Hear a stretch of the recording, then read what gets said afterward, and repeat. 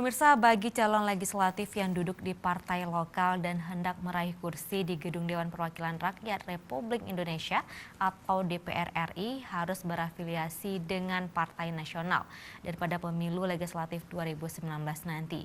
Dan beberapa anggota Dewan maksud kami dari Parlok telah berafiliasi ke Parnas untuk sejumlah alasan tertentu.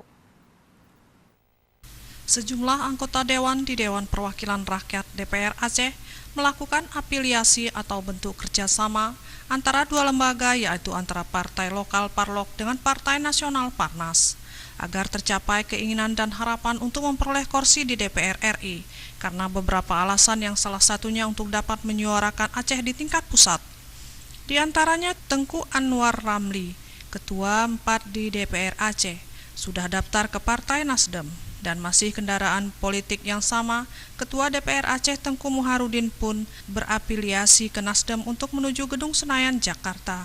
Lalu Effendi, Ketua Komisi 3 DPR Aceh, bergabung ke Partai Nasdem.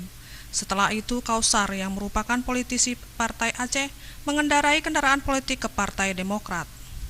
Ajahari Cage, Ketua Komisi 1 DPR Aceh, ke Partai Bulan Bintang. Sedangkan Tengku Abdullah Saleh, Ketua Badan Legislasi DPR Aceh, sudah mendaftar caleg dari Partai Gerindra. Sementara itu Ermiadi bersama PAN. Ya, kalau partai lokal dia afiliasi, ya, afiliasi dengan partai nasional. Artinya tidak perlu mundur dari anggotanya dari partai lokal. Akan tetapi dari satu partai nasional beralih ke partai nasional yang lain, itu yang wajib mundur secara mutlak. Tapi kalau partai lokal itu sifatnya afiliasi.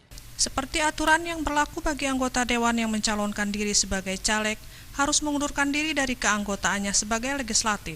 Namun Tengku Muharudin mengakui ia tidak perlu mengundurkan diri karena Parlok berafiliasi dengan Parnas, sedangkan yang mengundurkan diri itu adalah caleg yang berpindah dari Parnas satu ke Parnas lainnya. Tim Liputan Aceh TV.